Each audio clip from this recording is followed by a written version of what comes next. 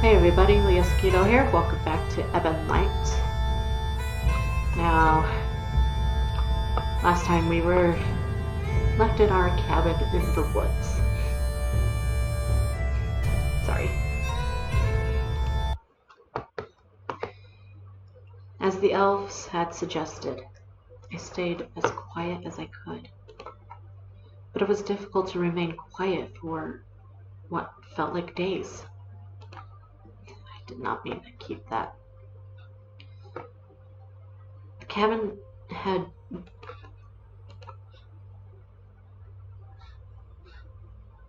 I thought I turned that off, so sorry. I tried to peel back the metal one, but it made such a loud noise I thought better of it immediately. Thus I surrendered to staying quiet in the dim cabin with a single lantern, but it was difficult to determine time of day. As a result, I'm going to turn on my timer that I forgot to put on.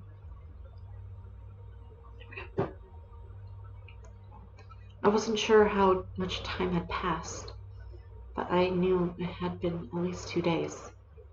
There was a strange temptation to try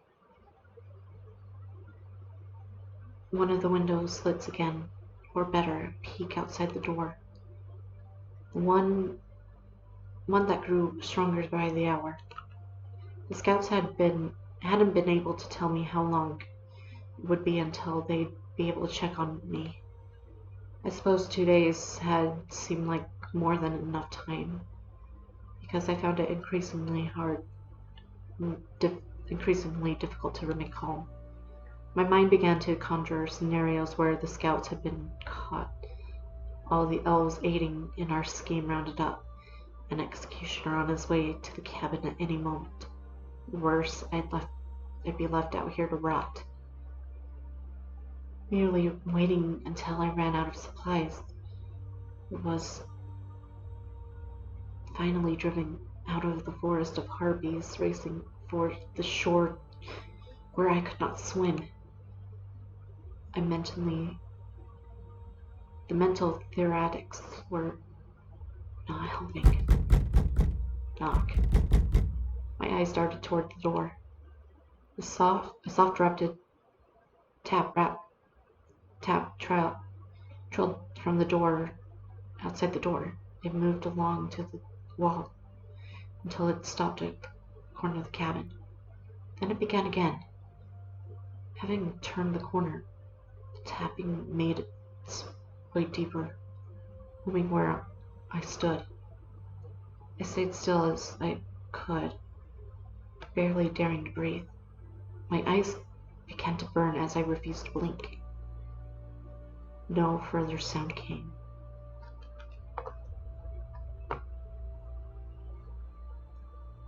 Do nothing and stay still. I stayed still as I could, my eyes unable to tear away from where I had heard the tapping last.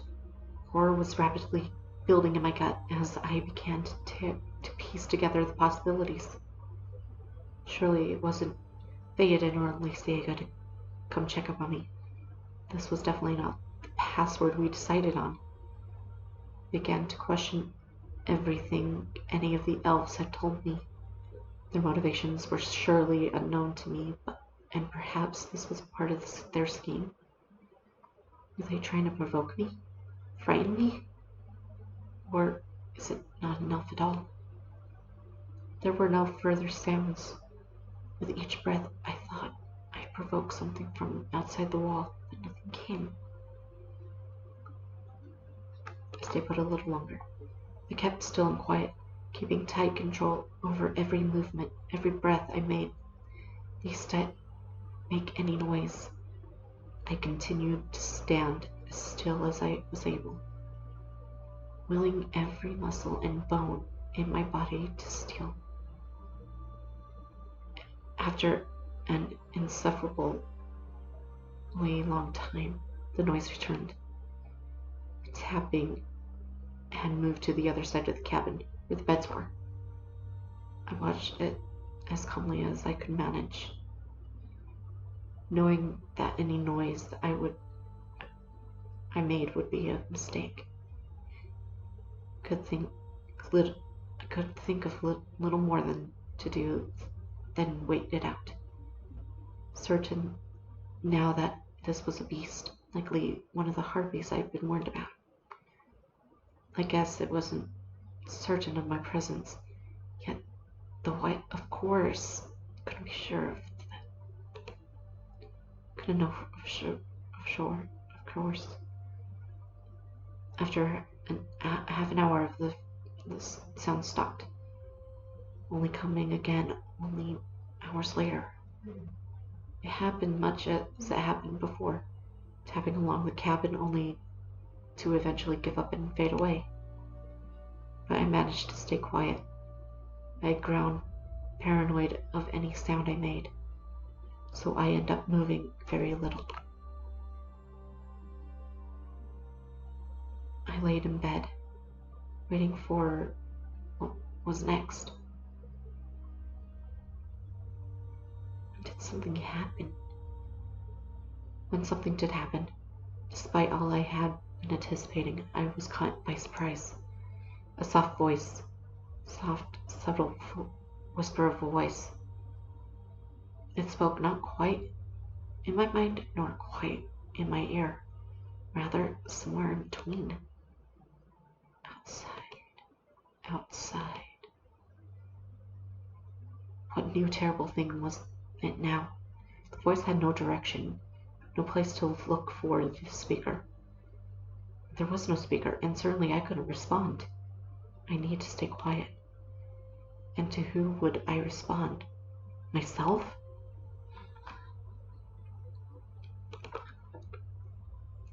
Though the voice didn't seem to be any tangible origin, I found myself searching my surroundings for any evidence all the same.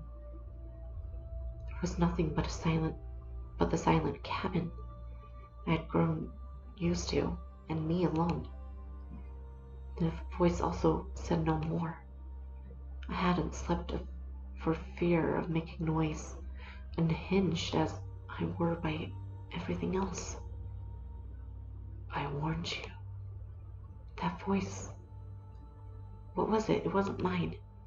When I heard 2 taps, a pause, 3 taps, a pause, 1 tap, I nearly leapt out of bed.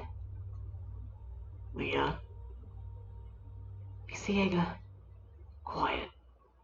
Let me in. I quickly, though mindfully quiet, opened the door to let Lisiega in. He rushed in silently and immediately locked the door behind him again. Is something out there? He shot me a dire glare, then slowly put a finger to his lips. I stayed quiet after that, which he obviously desired. My eyes kept on the cabin door, watching for any movement, trying not to, but unable to stop imagining what we needed to be quiet for. We both stayed quiet for a long time.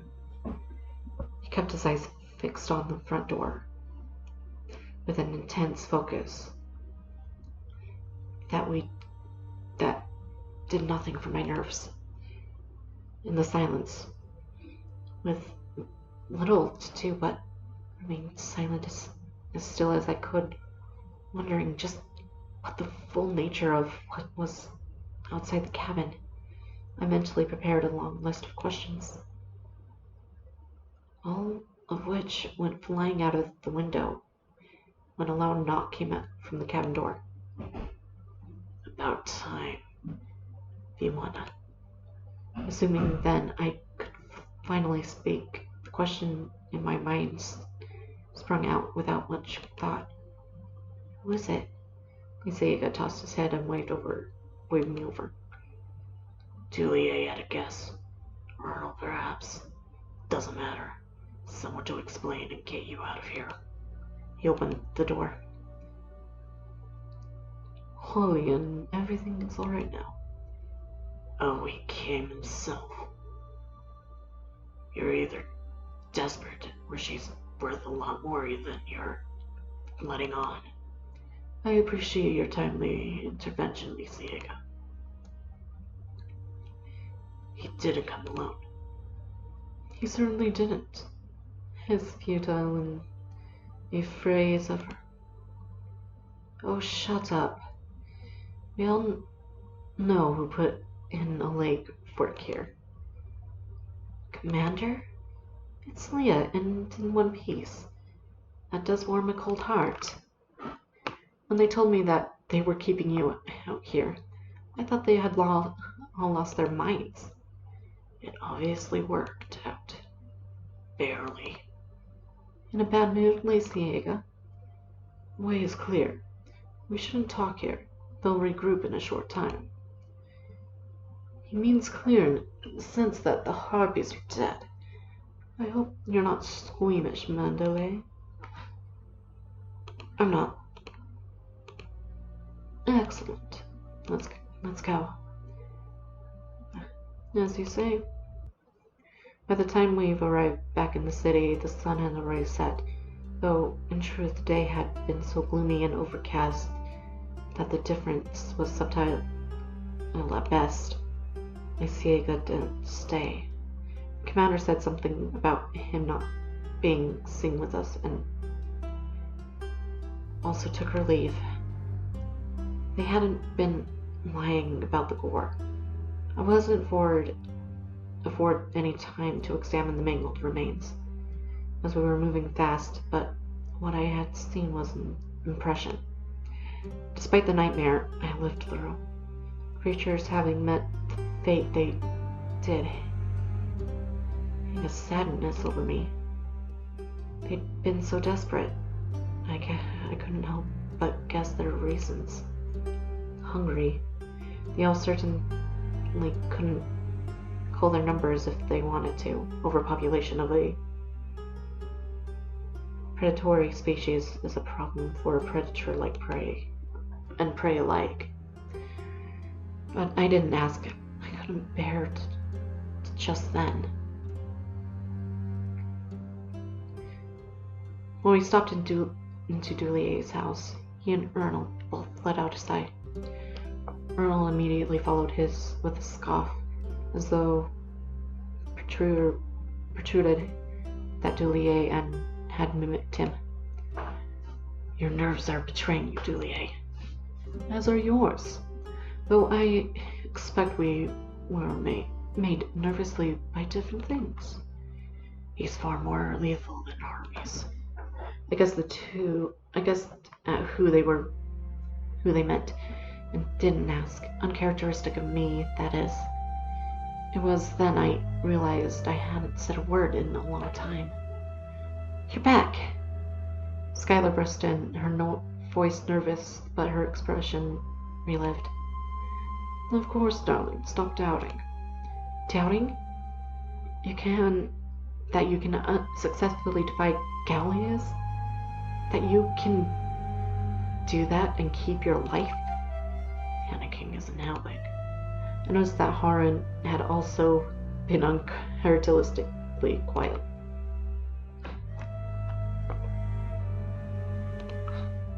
Tell me what's going on. Kelly's has agreed to temporarily stay his hand. Skylar, Ernal, and Haran all wore emaciated expressions as though they just swallowed spoiled meat. I felt my stomach twist. Why would he do that? He was convinced. And I'm sure you're about to elaborate. The Grand General isn't happy with the situation. We've proven ourselves antagonistic, and he'll surely meet us in kind. Which is probably why the others have such a dire faces. His disapproving gaze swept across the room. So yes, there will be consequences, but consequences I'm prepared for. Nor is this an investment unworthy of the risk. As some of you seem to think. After saying that, his gaze settled on Skylar. Not a risk yet. Not a risk, a certainty. You will pay for this. Likely we all will.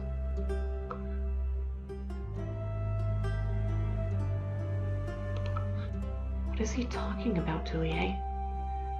Don't be concerned, Lia. Tell me. I spoke stubbornly and Dulier's expression softened. It's unwise to so openly move against Gollier's. One can go decades skirting the shadows of defiance, but crossing boldly into it draws a hand. Draws hard. Heavy hand. As I said, I'm prepared. I expect Goliath is not surprised by my actions. Goliath seems ready to meet any who challenge him, and it is no surprise who those who may challenge him are. But he prefers to wait for others to make the first move. Doing that, he minimizes the risk to take his position and can prevent problems from ever beginning. And right there, we will save.